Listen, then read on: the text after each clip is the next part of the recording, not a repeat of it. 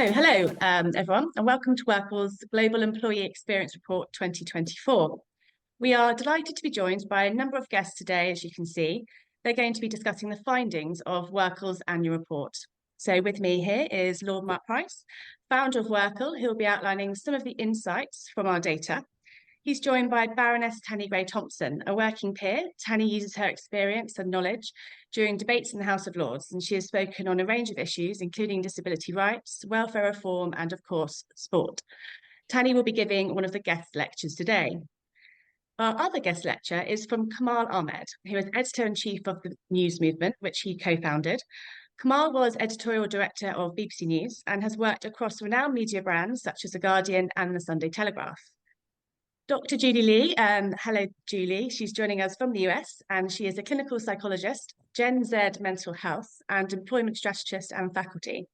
And lastly, we have Andi Britt. He is a vice president at IBM and leads their European talent and engagement practice. So thank you everyone for joining us. The audience, please pop questions over to us during the webinar.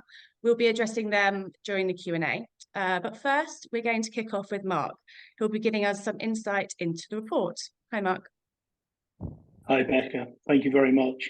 And good morning and welcome, everybody. Particularly thank you to all of our brilliant panellists for coming along to talk about our annual report. This year, one of the biggest changes to the report is that we've got more global data than ever. And so in the report itself, we've pulled out information on the USA, Australia, New Zealand, Ireland, etc. So it's a much richer report covering not just the UK, but also comparing and contrasting the UK to what's happening elsewhere. I'm not sure who's driving the slides, but whoever is driving the slides, if they could go to the next one, please.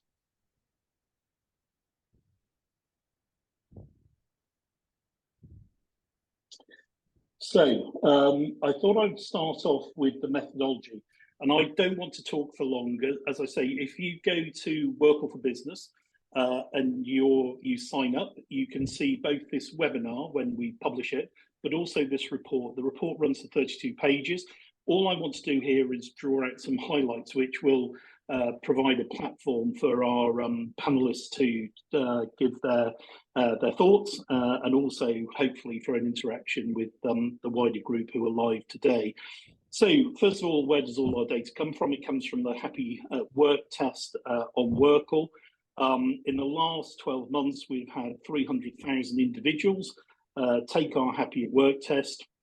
Those 300,000 individuals have come from 60,000 different workplaces in 105 countries and across 26 industries. So this is a really rich data set. And what we've done is we've made sure that the data that you see is proportionate to the makeup of the workforce. So the figures you see are robust, and they're also an accurate reflection of how different groups feel about their work.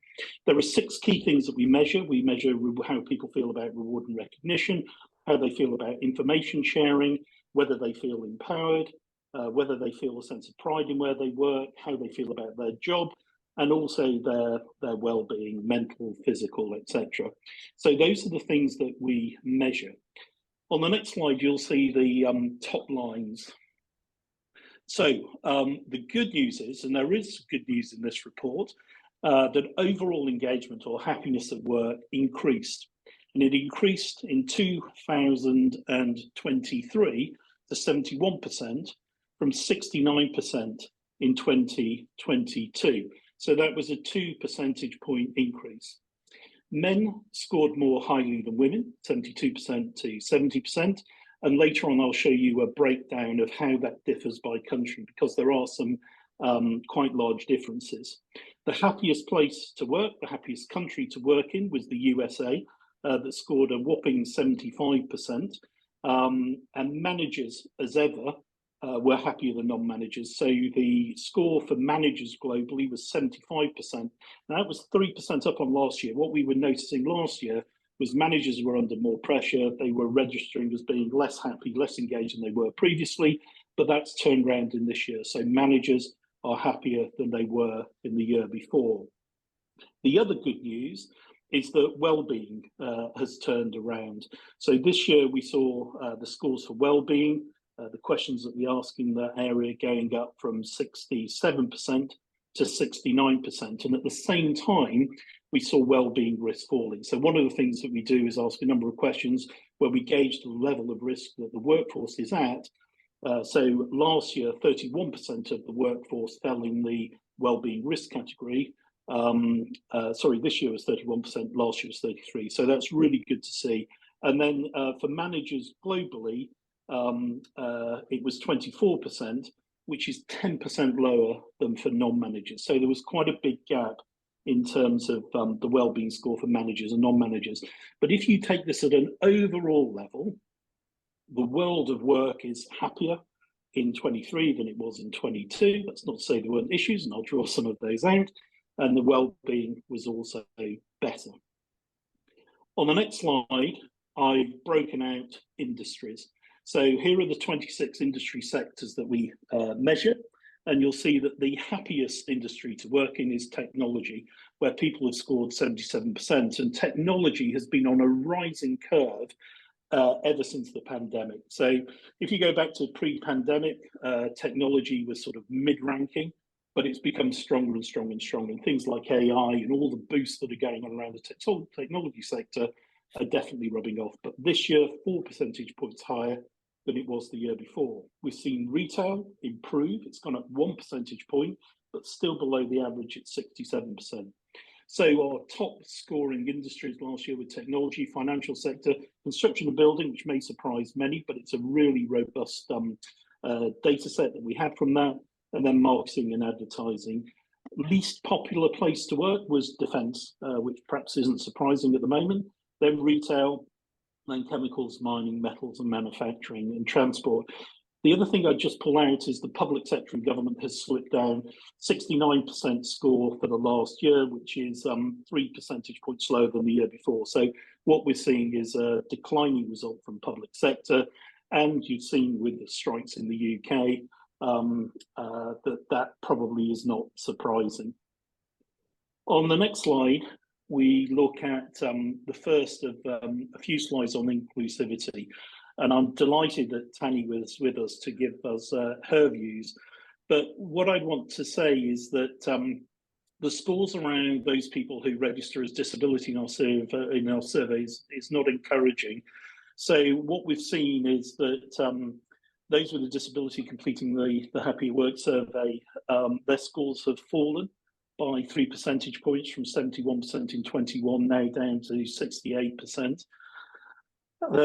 Risk, well-being risk, is 36%, considerably higher than those that are non-disabled. And also their flight risk is much higher. So 32% of people with a disability are either actively looking to leave their role or will leave their role, we know, within the next 6 to 8 months, against 26% who are not disabled. And then if you look at the UK, the wellbeing risk is even higher, so 38% for people with a disability, 33% without a disability. And you can see that pattern is pretty well repeated across the world if you look at the global flight risk around the world. In America, it's the only place where it's similar, 22% to 22% in terms of flight risk. Everywhere else, you'll see that disabled people are more likely to want to leave their jobs than non-disabled people. So there's a gap, a big gap in terms of disability, which I'm delighted to say that Tanni will give us her views on in a few minutes' time. On the next slide, I've pulled out two things. One is gender, which I mentioned early on, and the other is age. Now, gender, first of all, you'll be delighted to know that in the UK, men and women scored equally in the Happy Work survey. Both were at 69%, below the average, but they were equal scores. However, in other countries, in all the countries we pulled out, men scored more highly than women, and particularly so in the case of the USA, where there was an 8 percentage point gap, where men were recorded at 80% and women at 72%. So across the world, men are saying that they're happier at work than women, with the exception of the UK, where they scored the same. Age is similar to previous years, except that we are seeing a continued decrease in the scores that are coming from the younger age group. So by that I mean 16 to 18 and 19 to 24. Both of those groups score below the average, 67% in the younger group and then 69%. And that's down by 4 percentage points over the previous year. The most engaged workers, the happiest workers, are over the age of 65. And what you can see on the graph on the left-hand side is those orangey blocks for the younger workforce. And then you see an improvement in scores, 25 to 34, 35 to 44. Then you see a slight dip, and then you see this increase again. But there's a consistent story with this younger group about feeling less happy than other people in the workforce. I'm delighted that Kamal is with us, and he'll talk to that, and Julie also will talk to that. But there's a real feature about scores getting in the wrong or going in the wrong direction with that younger workforce. And I'll give you at the end a couple of reasons why in particular that's happening, but just to note it is happening. On the next slide,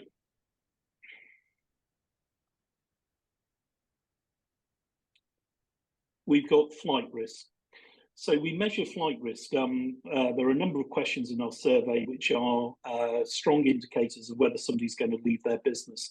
And we know that the data we have in this area is accurate because we do exit surveys and new starter surveys. So we know how people start responding to questions, the more likely they are to leave an organisation.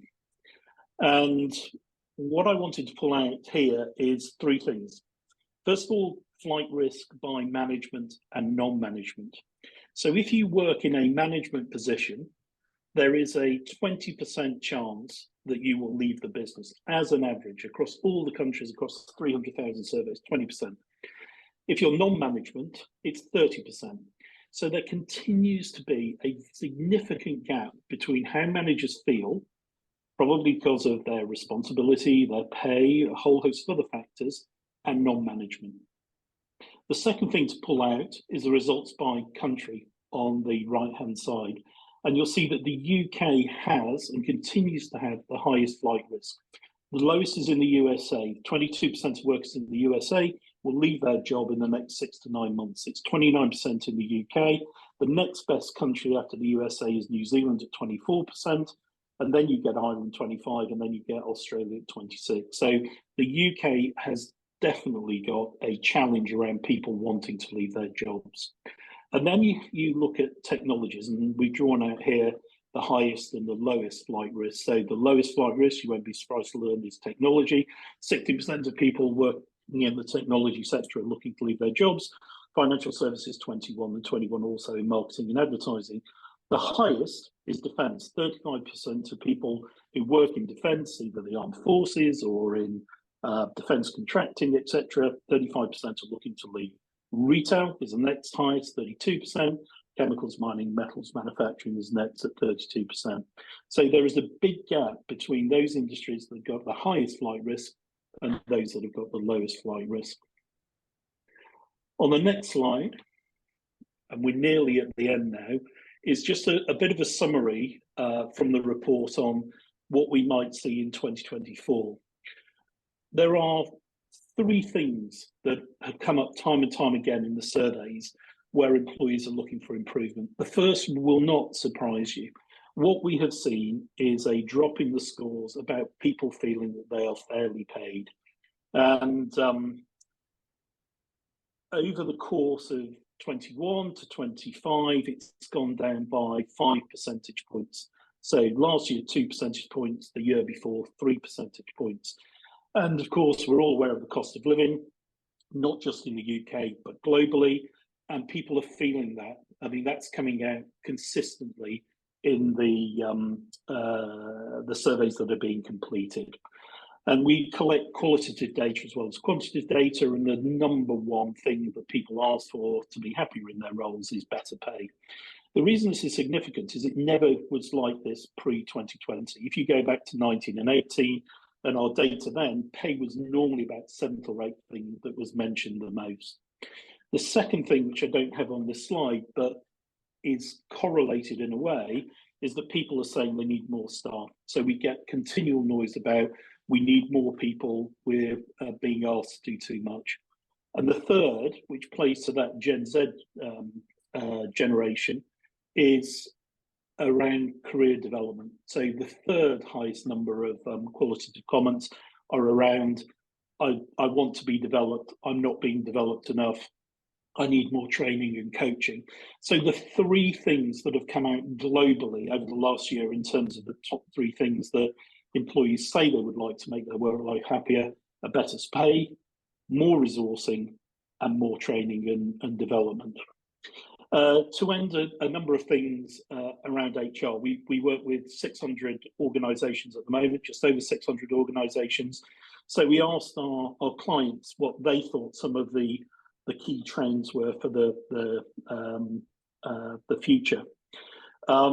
You won't be surprised to hear that AI features a lot. Andi has talked brilliantly about it previously, and he probably will again today. But half are saying now that they want to integrate some form of AI into their HR and recruitment processes. The other thing which backs up the findings in our survey is that 7 out of 10 are saying that they do have a significant flight risk, that they have had more employees leave than they had historically or they perhaps had planned for. And then the same amount, 7 out of 10, were saying that one of the real challenges they face, and this goes back to that pay point, is there is a significant gap between what employees expect to be paid and what they can actually offer given the current economic climate. So that plays to the fact that pay and managing pay and pay expectations is going to continue to be a theme, not just in the UK, but elsewhere around the world. Now, in the report, there's a lot more data. We break down all of these statistics by all of the countries I mentioned, the USA, Australia. There's more about disability and gender and age, which you can all read at your leisure if you go to WorkL's for Business and go in and look at the report. But I would, before I hand back to Becca, like to thank Becca, who did a huge amount of work in pulling together this year's report. Also to William Fletcher, who also did a huge amount of work on pulling together this year's report, and various people, too numerous to mention in the marketing team, who also had a huge amount of input. So thank you to all of them for this year's report. I'll now hand back to Becca, who will get our brilliant guests to comment and input and give their insights. Thank you all very much. Thank you, Mark. I'm really pleased to hand over to Tanni. Tanni, thank you for delivering one of our guest lectures. And thank you very much, Mark, Lord Price. And apologies, we've been having problems with our electrics this morning, so our lights might just go off. I am in Parliament at the moment, so kind of hope someone has paid the bill. But just thank you so much, because the data is incredibly important. That's one of the areas in terms of disability employment. We do have quite a lack of data.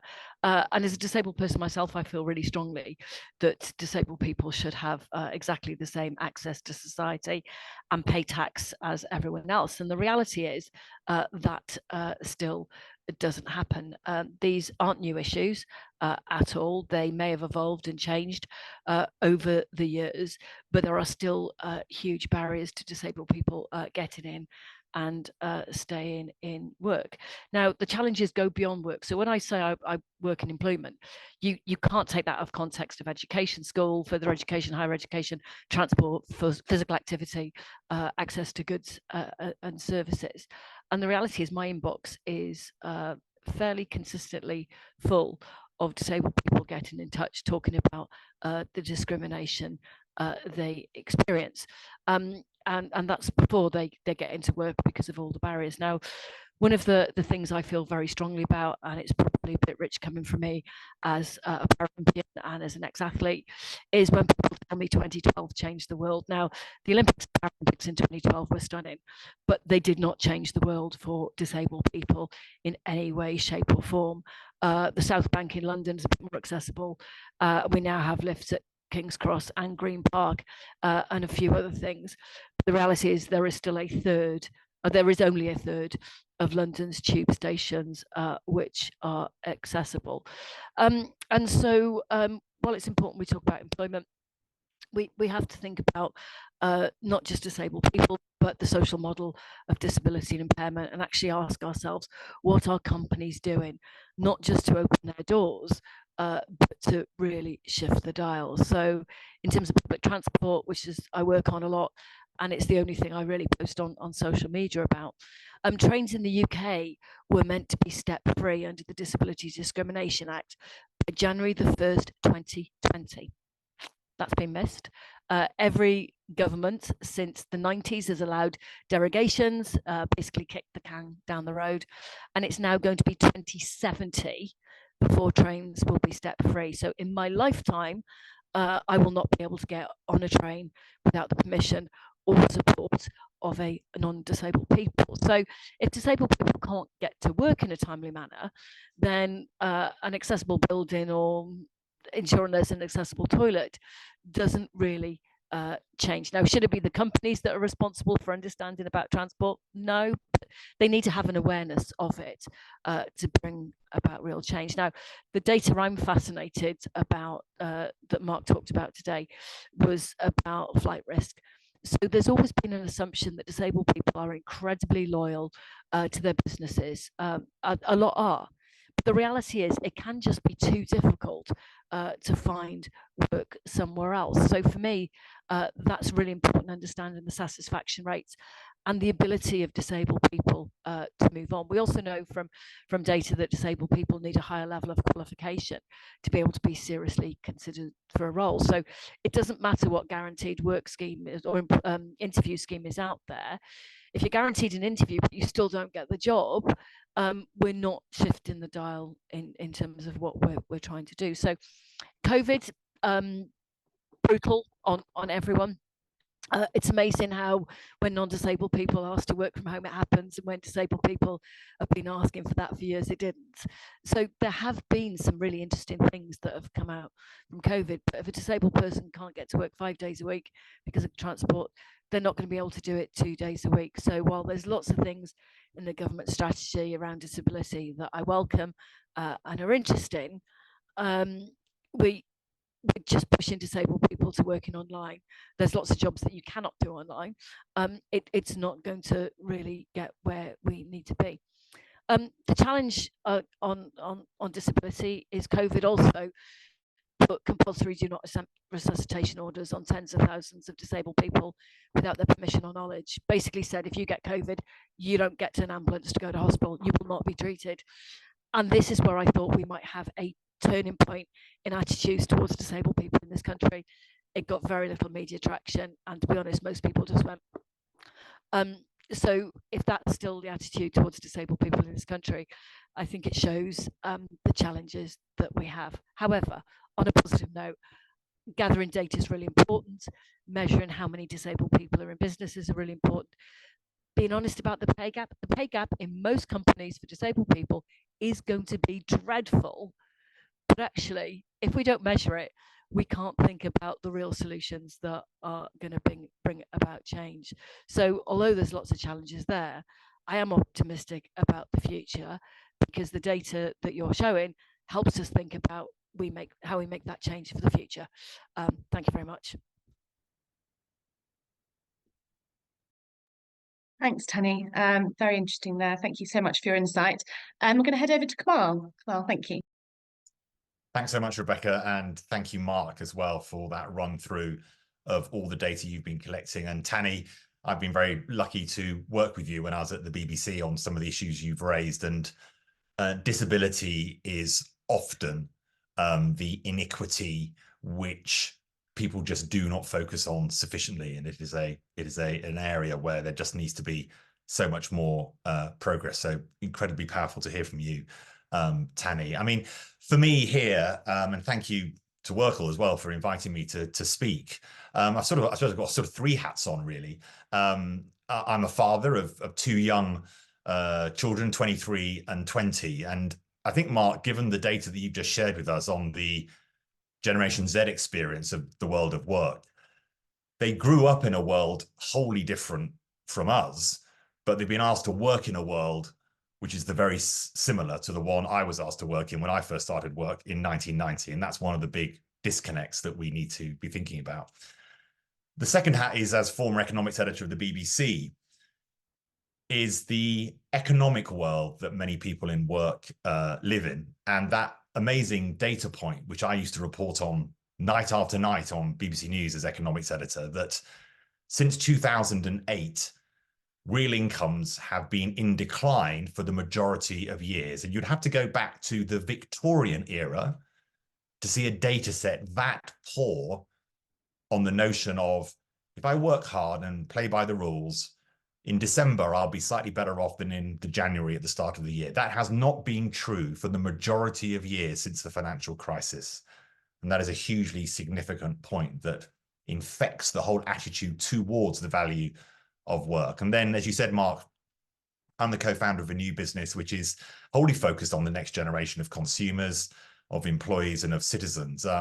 Look, I happen to be in the media, but I could frankly be speaking about any sector that is struggling to navigate the 21st century world largely with 20th century tools. And I remember, Mark, you're one of the first people to really land with me the notion of happiness at work as a qualitative thing we should be testing for.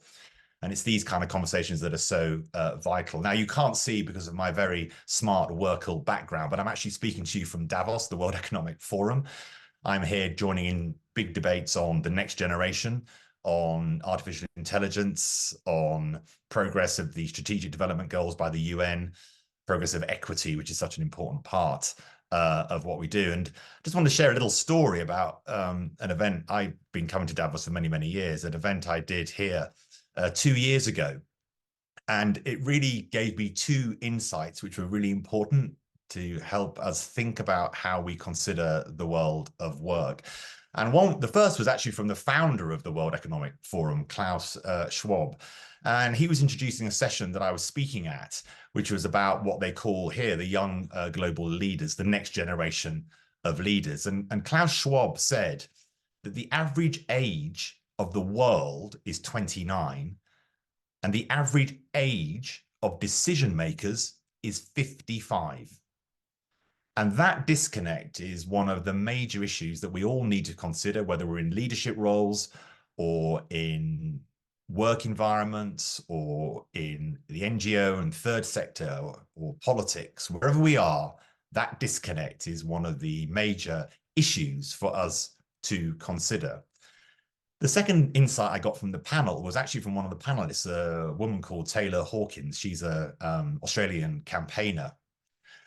And her point, I'd made the point on the panel that it was sort of time for some of us to get out of the way, to get off the mountaintop, so to speak. She made a very different point, which has stayed with me since then. It was not that we needed to get off the mountaintop, but it was we needed to understand what partnership with this next generation really meant.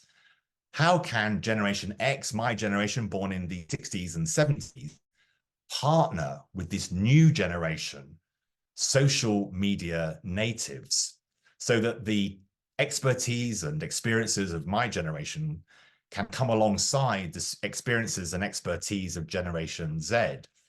And it's not about constantly asking Generation Z to join our table and learn the ways of Generation X and the ways of the 20th century, when we constructed so many of the corporations, NGOs, politics that we experience now. It was about moving that table and have a different type of conversation where younger cohorts are properly represented. And it touches on what I think is an interesting growing concept, which I'm attracted to, which is called intergenerational sympathy. And this is the idea, whether you're a father or whoever you work with, you will have young people in your network, and you want those young people to grow, to have opportunities, to flourish, and to be able to navigate the world successfully and to make the world a little bit better tomorrow than it was yesterday. We all have a stake in that journey, whether you're 56 like I am, or my children who are 20 and 23. So the generations aren't in conflict. We should be in partnership. So if you just look at some of the data, today, 36% of the UK working population is my generation. Generation Z make up 12% of the present working population. By 2033, 9 years' time, Generation Z will make up 35% of the working population, and my generation will be making up 28%, and obviously declining as we approach retirement. So by 2033, the 13 million people in the UK who count themselves this native, social native generation will be the real power brokers.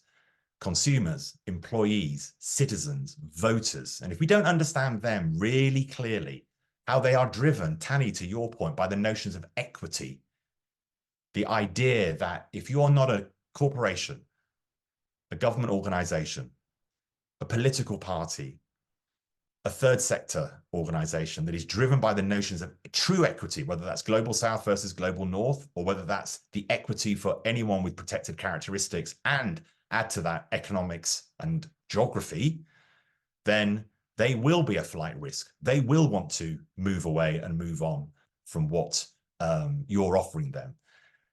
And then just to come to the issue of the economics of this generation. This generation are likely to be worse off than their parents. That is an historic anomaly in the era of Western economic democratic growth. These are Western figures. Obviously, there are many other different ways to consider this from the emerging markets economy. So I'm talking from a Western lens, but worse off than their parents. This generation for the UK has less than 1 month's income in savings. So their life is precarious. And they have suffered the worst falls in real incomes in that amazing data set that shows the complete failure of real incomes to significantly rise since the financial crisis. And of course, as the youngest generation, they have made the fewest passive gains from being homeowners. So their desires, what motivates them, is very, very different from what motivates me. I suppose, in a way, the power dynamic is shifting. And it is those organizations that understand how that power dynamic is shifting who will actually be well set in 2033. If you just imagine, in 2033, it'll only be 17 years away from that what once sounded like an impossibly futuristic world, 2050. And the idea that the 1990s are still somehow quite close behind us in our historic rearview mirror is clearly a nonsense. By 2033, 1990 will be 43 years ago. And I think we've been too slow to move. And I think, Mark, that's why you're getting this Generation Z reflection on what they think work should be like. And I suppose just finally, I just want to say a few points about the news movement itself. We're an organization that has really try to shift the dial in my sector, the media sector. I was very fortunate to work at magnificent organizations, the BBC, the Telegraph, the Guardian, the Observer, Scotland on Sunday in Scotland. But when I started this company with Sir William Lewis, who has just been announced as the new chief executive and publisher of the Washington Post, and he's with me here in Davos doing many sessions, our major shareholder and co-founder with me 3 years ago when we started the news movement. We wanted to change that. We wanted to properly shift the table. Yes, we needed the expertise and experience of an older cohort of people. Frankly, we needed to raise money to be able to do what we wanted to do. And people who fundraise are less likely to give money to young people. But the average age of our newsrooms is 25. In the media industry, very unusual. Our editorial leads are all female. We are a majority female workforce, unusual in the media industry. We know the challenge for this next generation in my industry. They are turning away from what might be described as traditional news. The fastest growing audience cohort, as the Reuters Digital News Institute report reveals every year, is news avoidance amongst young people, people switching off the news. And if we fail to tackle that by rethinking how we storytell, rethinking what the news really means, rethinking what is useful to audiences rather than just informative, if we fail to change the model, we will fail to support journalism. And without journalism, factual, non-partisan, engaging, with onward journeys, what am I supposed to do next? What is the solution to the issue you have put in front of me, which is so important to the next generation of consumers? If we don't have that, we are undermining democracy, because what is the alternative? The alternative is a world of misinformation, of partisanship, of unchecked. Is that true? And if we don't do that on social media, we will fail, because the data from the news movement has proved. We're based in New York and London. We're partnered with the Associated Press. We also have a politics social media business in America called The Recount. Our data that we have done when we launched in 2021, 75% of every piece of new information 18 to 25-year-olds receive about anything from where their mates are on holiday, what is the latest Netflix drop that they need to know about, or what is the news, comes via their smartphone. And if we can't learn how to rebuild how we communicate and speak to young people via the social channels they love, then we will have failed in my sector to really reform what it is we are doing. And as you say, Tanni, without real reform, new businesses, new ways of working, we will never.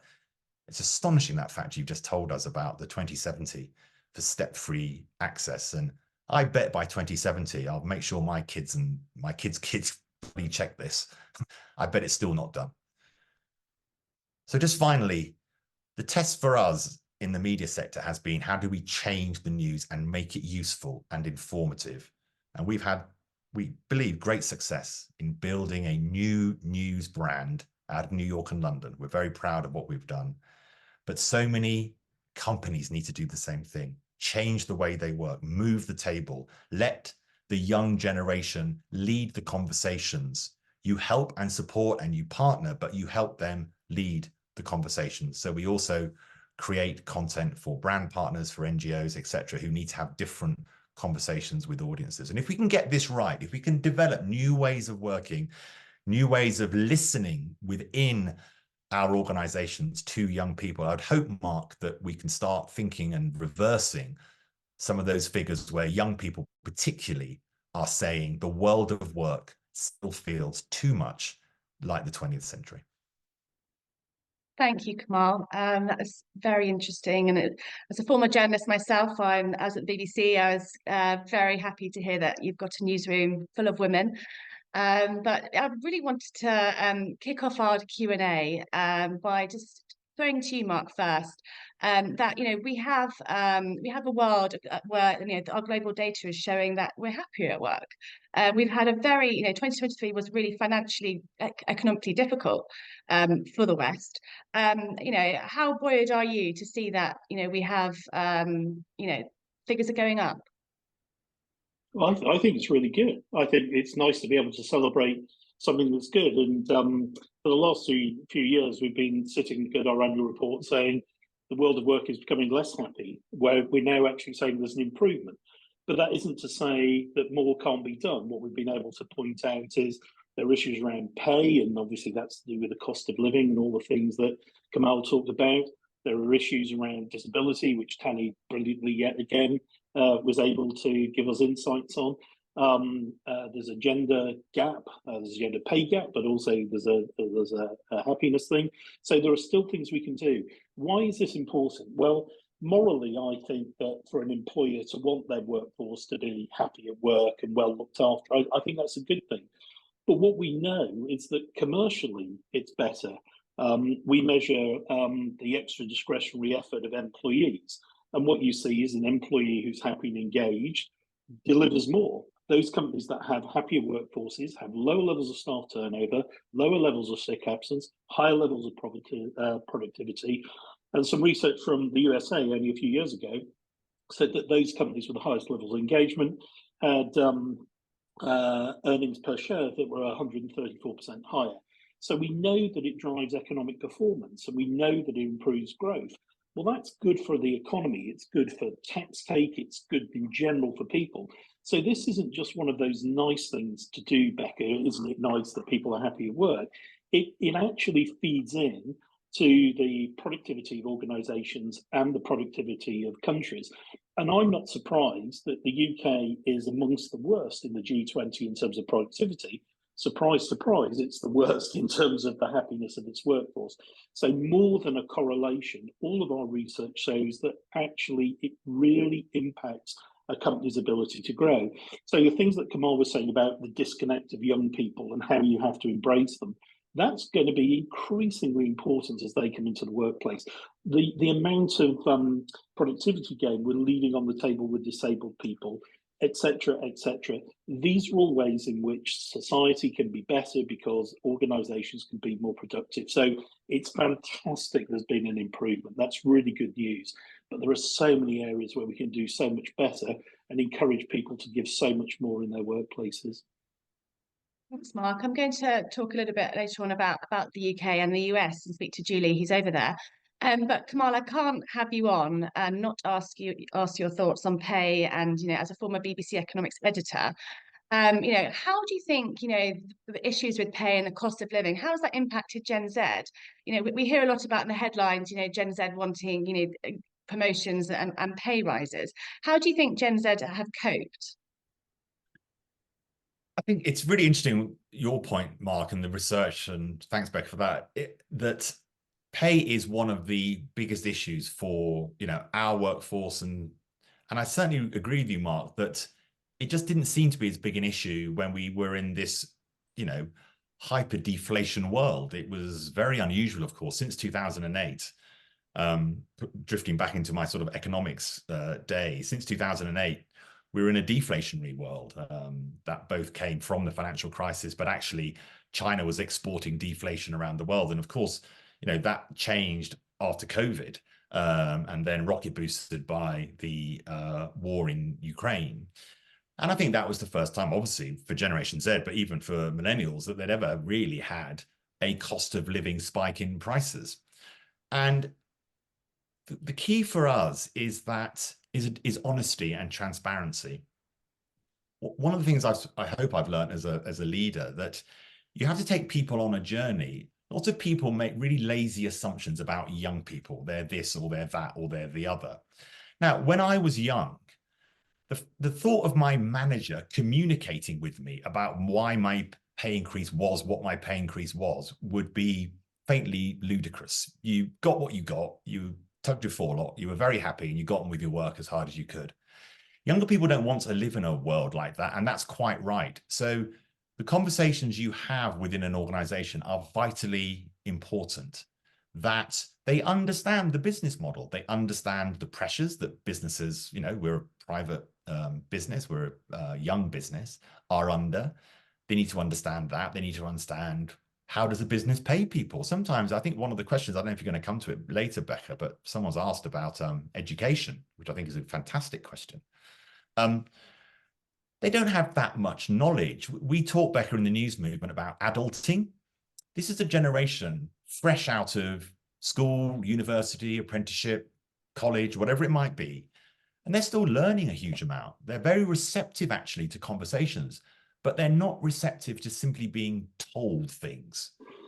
They need to be helped in, I don't want to say how to think, but not told what to think or just told what to do. And that is quite a big change from when my generation joined the workforce, which was basically you were told what to do and you did it to the very best of your abilities. And you weren't really that involved in any decision-making or empowering conversations. We hope at the news movement, we've got a long way to go, Becca, to be honest, and we need to handle our discussions around remuneration very differently. But we at least are aware of that failing, that without intentional talking about these issues, you will not take Generation Z on a journey. So they're receptive, but it needs to be a transparent process. That's interesting, Kamal. Thank you. I want to bring in Julie, Dr. Julie Lee. Hi, Julie. Julie's on the East Coast in the US. And a clinical psychologist, Gen Z, that's your focus, Julie. What Kamal's just said, I'm interested to hear your reaction, but we've got a question on the Q&A about practical steps. How can employers, foster a partnership between Gen X and Gen Z? Kamal mentioned the idea of intergenerational empathy. What's your thoughts on that? Thank you for that question, Becca. And first, I'd like to start by saying it's a pleasure to be part of this important conversation. So thank you, Mark and WorkL's for inviting me. Really appreciated comments by Tanni and Kamal. The issues of equity and really how can we partner with Gen Z, as Kamal said, cannot be underestimated. I'd like to just preface by what I love to share by saying, my passion and commitment for really understanding and supporting Gen Z comes from the fact that I've worked with thousands of Gen Z students and professional as a psychologist and advisor. So in course of my years of work, what I heard from them resonates with what Kamal has just said, and that is they have come of age through vastly different experience that most of us are on this table, quote unquote, and having this conversation. What I try to do and what I encourage clients that I work with to do is to put ourselves in their shoe and to imagine what it would be like to be a 23-year-old having lived through the pandemic, the disruptions, isolation, mental health concerns, and having concern about climate, political volatility, and many other things that are going on in our world. I think it's important for us to put ourselves in their shoes to say, how might I feel about my future, both at work and when I think about my life in 10 to 20 years? What would I hope for? What would I be worried about? What it is that I would hope to experience at work. So I think that's incredibly important to keep in mind. I do think this idea of empathy and understanding is so critical because Gen Z are really bringing I think the questions that all of us have grappled with. How do I matter, both at work and outside of work, to be the front and center? What I hear from them is, how does what I do at work matter? And how do I matter at work? That sense of purpose and knowing that how they spend their 20, 30, or 40 hours a week, how that translates into a real impact is critically important. I don't want to undermine the data and the reality that compensation is important, because that impacts our day-to-day experience and our financial security or lack thereof. So I don't want to undermine that. But as Mark said in his summary, a sense of continuing to grow, professional development, that their Gen Zs are continuing to grow and learn in their work, and that their work matters. There's a sense of connection and purpose in their life. I have heard over and over again from Gen Zs matter very, very significantly. So I like to wrap up by saying, I think, how do we come together? How do we communicate? How do we collaborate? I emphasize bring an attitude and really a posture of curiosity and humility. I think we have so much to learn from Gen Z. I think they grapple with topics and issues of equity more seriously and more earnestly in their 20s than I know I did in my 20s. And I think that's for benefit of all of us. And to, as Kamal said, how do we partner with them effectively? By being transparent, collaborative, and curious. And I think when we do that, we have an opportunity to learn from one another and to both empower who inevitably and naturally will become the leader of our workforce and our society. And I think all of us stand to benefit. Thank you, Julie. That's really interesting. Andi, I want to throw to you actually about IBM. How's IBM grappling with Gen Z? Well, that's a really good question, Becca. And first of all, I'm delighted by the results of the survey, because obviously I work in a large global technology firm, so I'm in the right industry. And I think I'm at the right age as well. So I'm probably the happiest I can be. So I'm really grateful to hear that confirmed. So look, IBM, obviously a large 110-year-old technology organization. Obviously spent a lot of time actually over the years trying to work out how to get the best out of its employees, and it's worked through obviously good HR policies and a good culture. One of the things that we have found really critical, particularly in an organization of our size, which is what, 270,000 staff in 170 countries, is we need to have really good first line managers. It's the first line managers that's the link between, our exec suite, our boardroom, and, our employees on the ground, because the first line managers can help employees sort of make sense of the uncertain kind of future that Kamal has just outlined, and is able to help people navigate their careers. What sort of kind of skills should they be learning? Is this next role the right one for me? And again, if we can train our first line managers to be really good listeners and to be, very strong in terms of their empathy, we're more likely to encourage our employees to stay. Now, there was an interesting survey that we did recently. We asked employers and employees across the globe, what do you think are the most important work attributes for employees? And the employees had, number one, meaningful work. I want to do a job that's meaningful. And then secondly, I want growth opportunities. Now, the employers that we surveyed missed that. They rated meaningful work somewhere around ninth or 10th in the ranking of important work attributes. So that's one of the things that we have to make sure we understand, is that, Gen Z attitudes to work and careers are actually something that we've got to reframe our thinking around. Now, I love Kamal's comment about intergenerational sort of sympathy. I think we might need to go a little beyond that, and we might need some intergenerational apologies. Now, what do I mean by that? Well, look, the world we live in today, with the sort of social and financial uncertainty and inequity, with the climate crisis that we're leaving for the next generation, I think my generation needs to realize we've not done leadership well, whether in political or business leadership. We've made some bad calls, and the next generation are going to have to live with it. So whether that's intergenerational honesty or intergenerational apology, I think that would help us to get the generations talking and dialoguing better together. So a really interesting point, Andi. Thank you. Tanni, I just wanted to come to you. I think we've just painted a picture of Gen Z, who are earnest, who want transparency. I mean, it sounds like they're a better generation than us. Does that give you hope in terms of, optimism, in terms of, thinking of a generation that's going to come and lead and perhaps give a better future for people with disabilities, and perhaps, make it a fairer workplace? We've seen this disability divide in our data. Does it give you any optimism? Yeah, I'm eternally optimistic. Otherwise, I think it'd just be a bit too depressing. And I think interesting picking up on something that Kamal said in terms of, how the world of work has changed. Young people aren't compliant probably in the way that we were, or we had to be.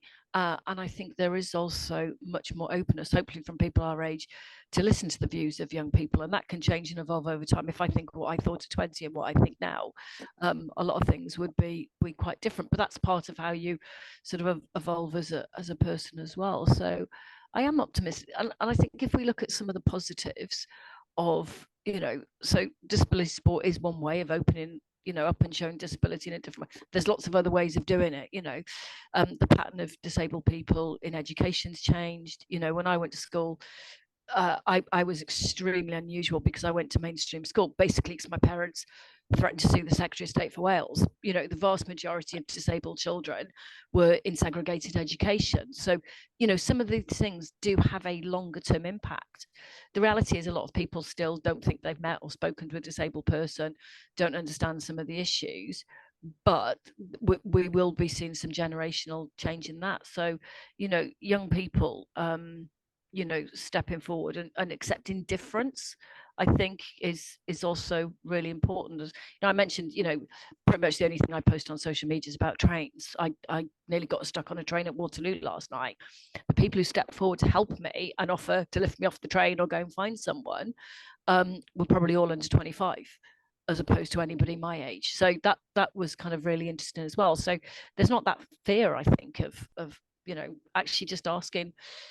You can still, you know, ask polite questions. So, you know, if someone who's 90 asks me what it's like to be handicapped, I'll be slightly more tolerant than if someone who's 20 who used that language.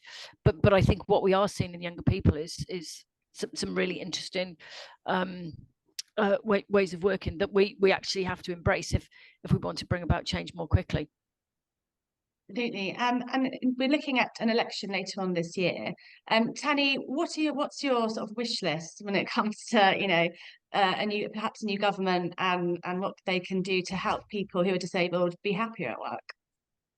But it's any government, really. You know, disability is not something that we actually ever get to debate very often in Parliament.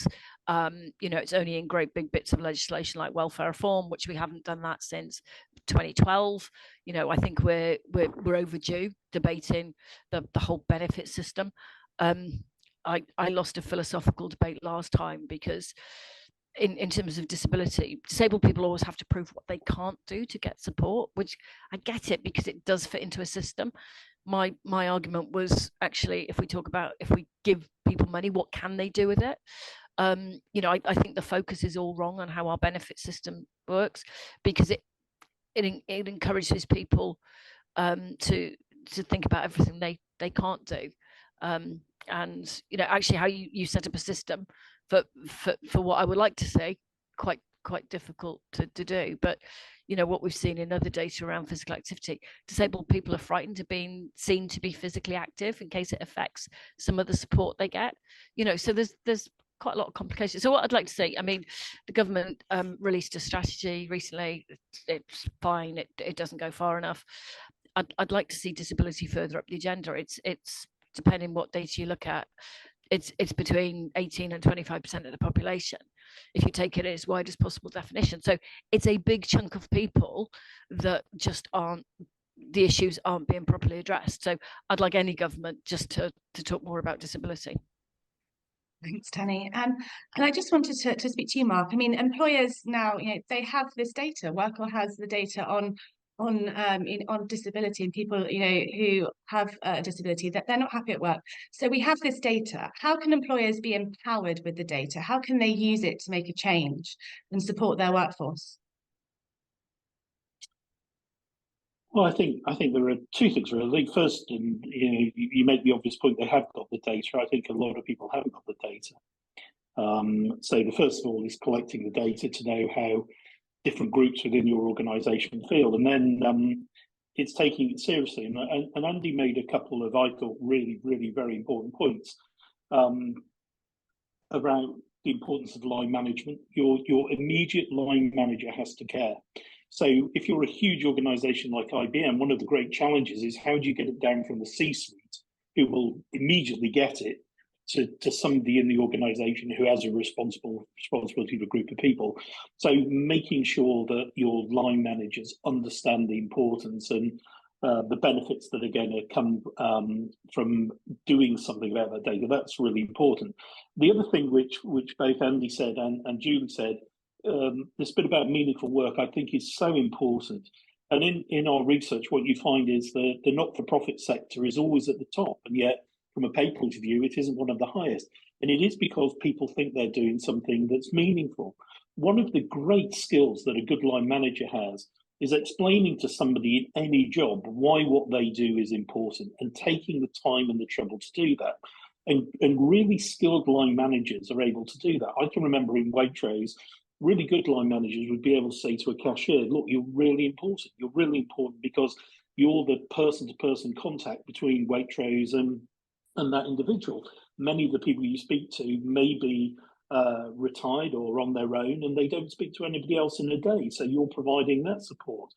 But your actions are building relationships which are really good for our business. Or somebody who fills the shelves on a gondola end, so those are those promotional ends at the end of supermarkets, you can either say to that person, look, just fill the shelf up, or you could say, do you know that we make £1,000 worth of sales every day from the shelf being full?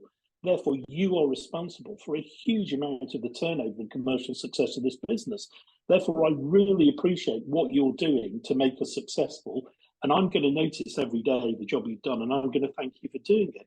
So you can take jobs that people would think aren't particularly meaningful, but they are in the context of the business and what they're doing.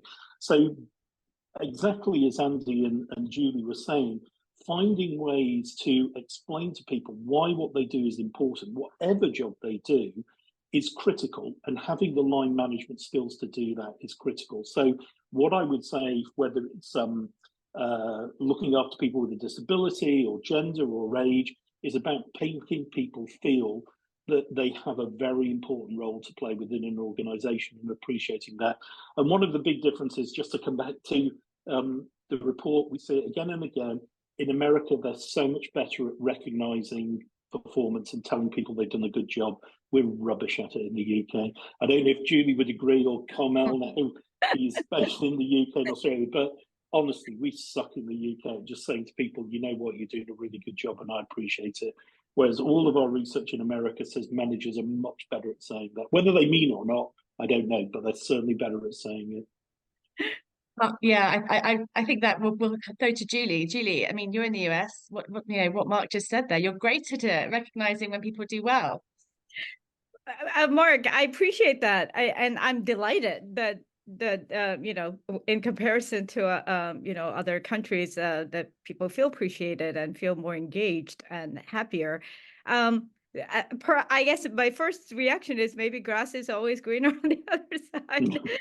I think there is a spectrum. I appreciate what you highlighted. I do wonder, when you were sharing your report, I wonder part of that is driven by the entrepreneurial opportunities in the U.S. and the technology companies. Obviously, by and large, they're still they're not everybody works for tech companies, but there is a sense that tech companies and startups have infused and have sort of been a forerunner in making these conversations that we're having today about mental health, wellness, and purpose, a sense of purpose at work. I think they have played a role in bringing this conversation to the front and center of work experience in the U.S. So I do appreciate that very much.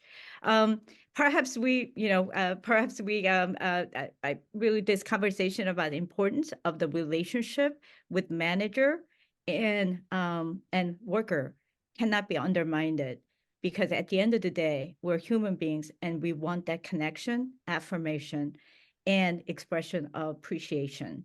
And maybe perhaps we do a slightly better job in saying thank you. And, we really appreciate the work that you did, and what you did does matter. And we have noticed and recognized that. So I'll take what I can. Julie, I just want to talk about flight risk a bit and how Gen Z sort of fit into that. Are we seeing a generation who, won't have a job for life or move across sectors, different, lots of different jobs? And obviously, our report shows that 7 out of 10 employers think that there has been a significant flight risk amongst its workforce. How much does Gen Z feed into that problem? The fact that they're just always looking for different, the next opportunity, perhaps. Right. So I like to, that's a great question, because I think we're all noticing and concerned. I know I hear from organizations that are like, how do we retain, how do we attract and retain a great talent, especially those who are young and entering the workforce? I actually like to flip that question to say, what can we do? What can we offer in the workplace to make it enticing? How do we make it so that Gen Z want to stay in the workplace? I think the question is often asked, why do Gen Z want to leave, or what are they looking for? But I think I find myself asking, what reason do we give for Gen Z to stay at their work?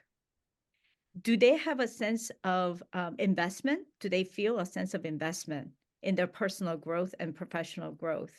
Highlighting, I think, touching upon some of the things that's already being said, when we ask Gen Zs, what attribute do you look for in your manager? The number one attribute they mentioned is empathy. Not professionalism, not accountability, but empathy. So do Gen Zs feel that their manager and the organization have an investment in them and want to see them grow? And do they see a future and trajectory in that company? I think that is so important for us to grapple with. In addition, I think I want to quickly touch upon the question that came from the audience, because I think it's so important.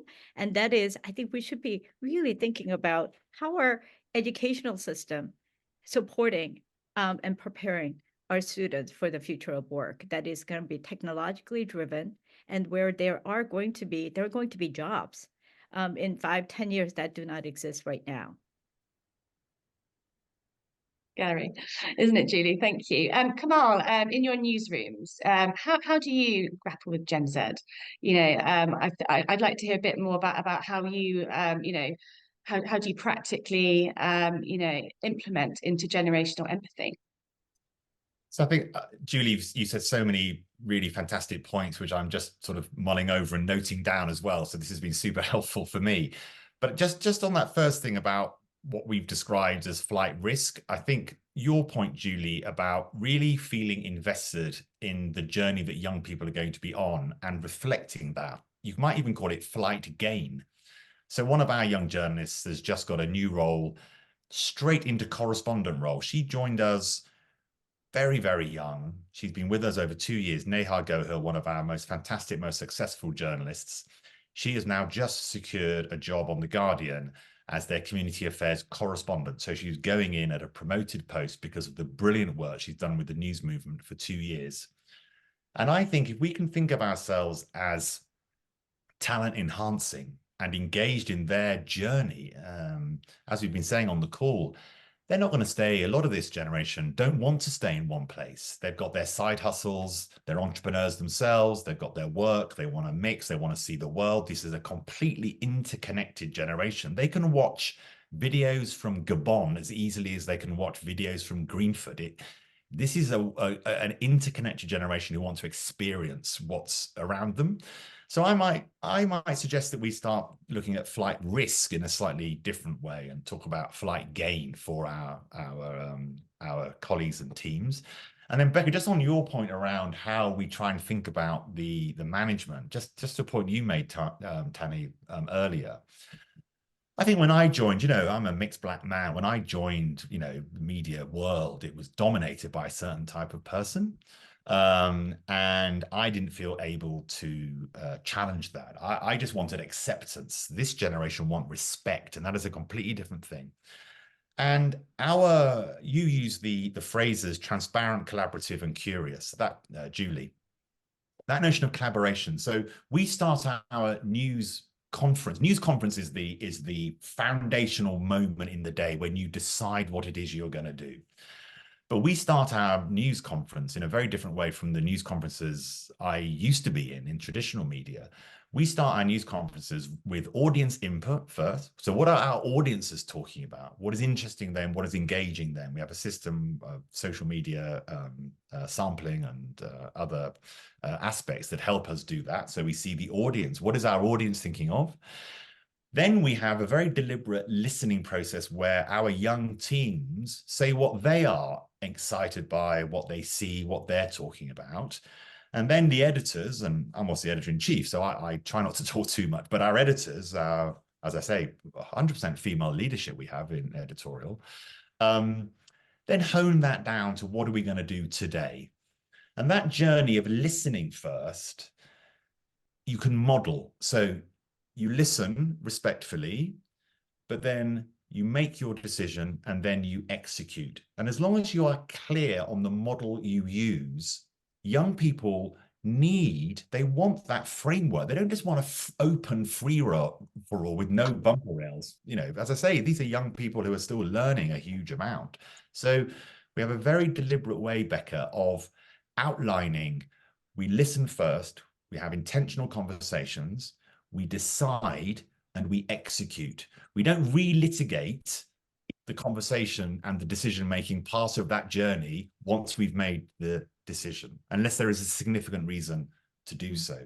And once you've given people that model, Becca, this sort of notion that, young people can't be bothered to come into work on time, or they want to work, you know, a beach in Portugal whilst they've got their 8 other side hustles on YouTube. That I just don't see that. I don't see the data telling me that. I don't see the people I work with all day, every day. You're right. I think, Tanni, you said that they want to be respected in the workplace, but they also want to get on. They want the business to be successful. Just like, finally, the one thing that's really, in a positive way, surprised me, our teams want the news movement, want the recount in America, and our small fashion brand called Capsule. They really want that to be successful. As you say, Mark, when you were leading Waitrose, people at Waitrose really wanted Waitrose to be the best in the groceries market for their customers. And what has been lovely, that success is not only the journalism we do, but being a successful business. They're actually very financially literate. And why do so many young people love Elon Musk? Despite all the controversies of who he is, he's made a lot of money by doing cool stuff. And that really motivates young people. So I'm super positive about having so many warnings. When I went into this space, Becca, so many warnings. You're going to have so many arguments. There's going to be these rows around culture wars. And if you are clear about how you operate, if you are empathetic, if you are working with them, it's an amazing experience of positivity. And as you said, Mark, if you get that right, the flywheel effect is fantastic. That's really interesting, Kamal. I know newsrooms have probably changed since I was last in one, and yours sounds great. Just wanted to talk about something that everyone has been talking about last year, a shorter working week, moving to a 4-day week. There's been lots of trials going on with employers, and our survey showed that some employers were reflecting on this as they plan ahead to 2024. I mean, what's the view here? I just want to see who out of our panel here, who wants to put their hands up and say yes to a 4-day week? Would it make everyone happier? What have we got there? Anybody putting their hands up? No. You want to stick to 5 days? I think we ought to ask Andi. So I mean, what is IBM doing globally? Well, first of all, I just have to declare my interest. I've actually spent probably the majority of my 35-year career working on a 4-day week, and I'm actually a big fan of it. But I don't necessarily think it should be forced on everyone. The good news is that more employees are willing to give it a try. I mean, when I first applied to go part-time back in the early 90s, people thought I was mad and were trying to ask my motives. Why did I want to do it? Why did I want to shipwreck my career? Now, fortunately, more employees today are open to the idea of flexible working, and indeed can offer a range of different models, whether that's 3-day, 4-day a week, whether that's compressed hours, whether that's term time working. And the good news is, when in the UK we did a big pilot for I think 60 companies participated in it, the majority said yes, flexible working was a good thing. 70% of the employees felt they felt less stressed, lower rates of burnout, and it was better for their physical and mental health. And that's why after that a pilot of the 60 or so companies, over 90% said, we're going to continue with this, because they didn't see any noticeable impact on productivity. In fact, the opposite. They found people were more engaged, were more productive. So I'm very supportive of organizations that offer flexible working, but I don't necessarily think it's for everyone. There are some people, and many Gen Z, they want to work hard, they want to progress, they want to do 5, 6, 7 days a week. And when they're not working, they want to be learning, because they realize that skills are going to be critical to their progression. So if people want to do that, I don't want to stand in their way. But for those people who want more of a balance, we want to give them opportunity. Unfortunately, IBM does both. Thanks, Andi. It's good to hear. We're running out of time now, but I just wanted to ask Tanni something. We've got a question on our Q&A chat. How can the average employee practically help to be an ally to disabled colleagues in the workplace? What's one thing that people can take away from this webinar that they could think about implementing in the office, Tanni? So once you've got over, actually all the issues about getting a disabled person into work, it's finding the right support network. So one of the things that the BBC did, which actually I think worked really well, was put a passport scheme around people, whatever the needs were. which meant that if they switched roles or they went to a different department, they weren't constantly having to explain their access needs. There is nothing more exhausting than, and this happens to me all the time, go, da-da, we've got a ramp, or da-da, we've got an accessible toilet, which is great, don't get me wrong. You know, growing up, there weren't any accessible toilets anywhere. Making assumptions about what people need. So, you know, if a place I go to work is near an accessible tube station, my needs are very different. And if I'm working somewhere that's 5 miles from an accessible tube station. So it's finding the right support network to ask. That may or may not be a line manager. Usually I would say not. Employee networks have value, but I've seen a lot of tick box compliance with them over my time. I sometimes struggle with the use of the word ally. I see some brilliant things that happen with it, but I also see some tick box compliance with it as well. So, you know, not every. So I'd love to give you one answer. There's not a quick solution to this. People like me, I'm very happy to talk about how my impairment affects me. There's lots of people who don't want to do that. You don't necessarily want to be the person who's forging a way through an organization and wants to talk about all the challenges that you've ever had. You know, a lot of disabled people just want to get on with their job and not have their impairment or disability referred to in any way, shape or form. But I think the fact that people are asking those questions is a really important step forward. People weren't asking those questions, you know, a couple of years ago. So probably some of the best things I've seen is when people have come in from the outside, or, you know, and talk about change. And, you know, it's only actually, sorry, I keep going on about how much I tweet about trains. You know, the failures of access, that is not, you know, social media is not the place to raise a complaint. What it does, it educates people. So the change I've seen, there's a whole bunch of us disability right activists, we tweet about trains. The understanding of the public now is higher than it was before, because they've just seen the issues. So, you know, that's where you get people volunteering to hike me off the train when I'm kind of stuck. So, you know, all the other stuff, the legislation has to come alongside it, but it's about educating. That the final thing I'm going to say is, you know, this is really important. If you think a disabled person is struggling to do something and you ask, do they want help, and they say no, listen to them, because you don't know whether that person's struggling or not. There is nothing more irritating, and I've seen this every place I've ever worked, when someone's made an assumption that I can or can't do something. And I've had cups of coffee dragged off me when I'm quite capable of carrying it. I did have a very funny experience in Canary Wharf where I had a rucksack on the back of my chair, one on my back, handbag on my knee. I was talking to my husband on my phone, pushing along. So I was sort of pushing like that. And someone assumed that I wanted help, offered it, said no. They offered again, I said no. Then they started pushing me. And to get away from them, I went into a secure building, and then they thought there was a security threat against me. It all got very messy very quickly. But just listen to what disabled people say. It's okay for disabled people to struggle.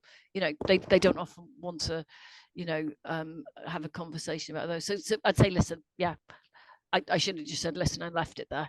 But that's something that's really important.